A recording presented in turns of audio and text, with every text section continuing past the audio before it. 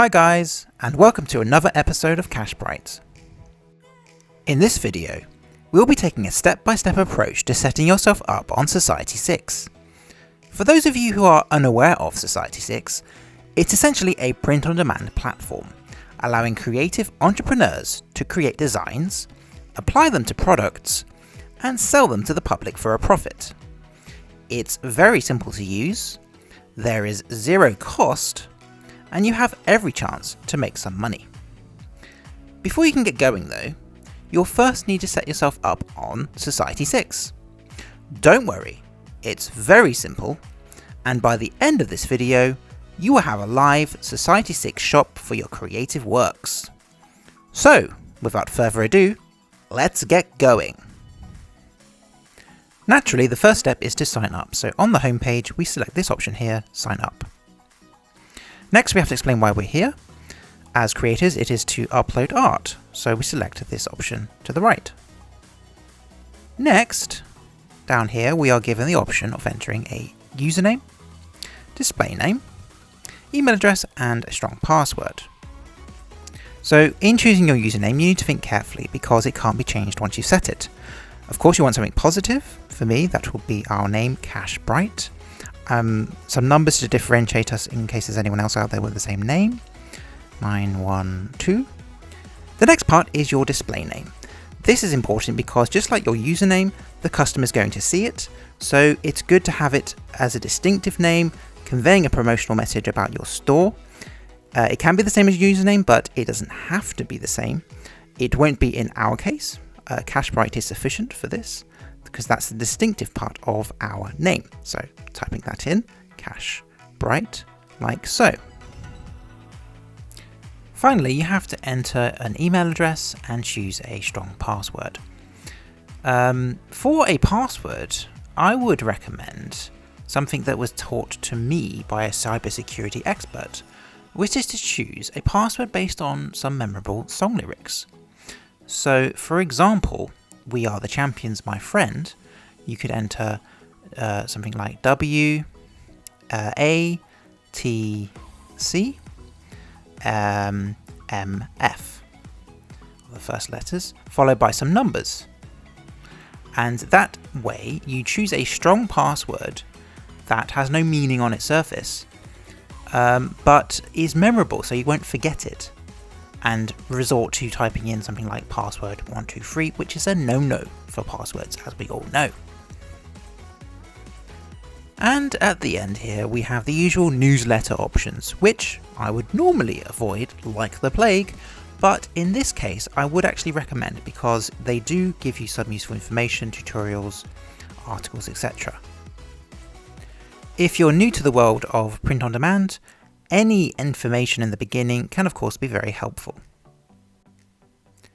Once you're signed in, you're taken to this home screen, and in the top right hand corner under this little avatar we have account settings, and let's go to view shop, because I want to show you the verify account option, which is important for when you get paid.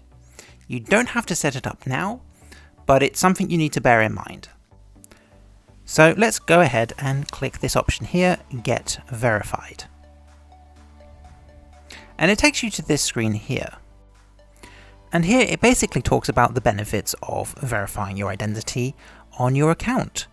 It enables you to sell the full range of products, and it enables your shop to have this little symbol to say that it has been verified.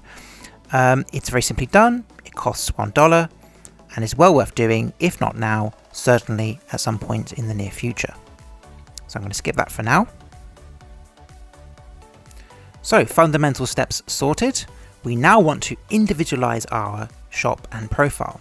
So up here we click again to view shop, and we come here to this page, and then we want to edit shop down here. So we click that. And we're presented with these two options. Now we want to edit the appearance here on the right. Now for adding a personal touch to our shop and a visual reference point for the consumer, we can add a cover image, avatar, and as well a bio. So for the cover image, I'm choosing something very simple, just a landscape image will do for the purposes of this video. Do note that 1000 pixels wide is recommended for that image, and for the avatar a 1:1 aspect ratio is suggested. In this case I'm going with a simple image of a little guy, idea guy. That should hopefully look good. And don't overlook the bio, because people do, but you may as well add just a few sentences. You don't have to write chapter and verse, but a few sentences about you and your store, what it stands for, what it's all about, can really help the customer to differentiate you from the competition. So there we have it, all uploaded. I'll add the bio later, which you can do, so we'll save that. Saved. Then it should hopefully upload like so. And for your own store, this is of course something you can modify until you get it how you want it to look. So there we are. The final step is about getting inspired. Now I know this isn't technically a step in the setting up process, but I do think it's important to start collecting your own ideas and inspiring your own creations.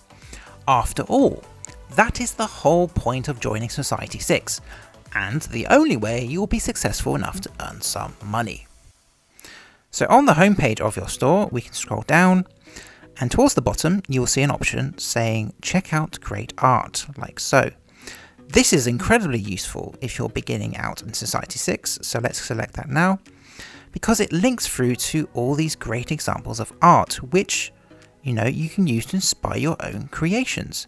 There is nothing wrong with using the same idea, provided of course it is your own individual expression and not just a plain copy of somebody else's work.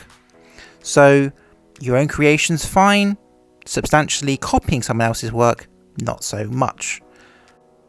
Ultimately it's a free marketplace of ideas, and what sets you apart is your own unique expression of those ideas on the canvas, which eventually get applied to your products on Society6. So do go ahead and drink all of this great artwork in, because it can be very inspiring and ultimately in the beginning very helpful for when you're setting up your own Society6 store. Thanks for watching. If you found this video to be helpful, please leave a like and don't forget to hit the subscribe button. And until the next time, stay sharp, stay hungry, and stay cash bright.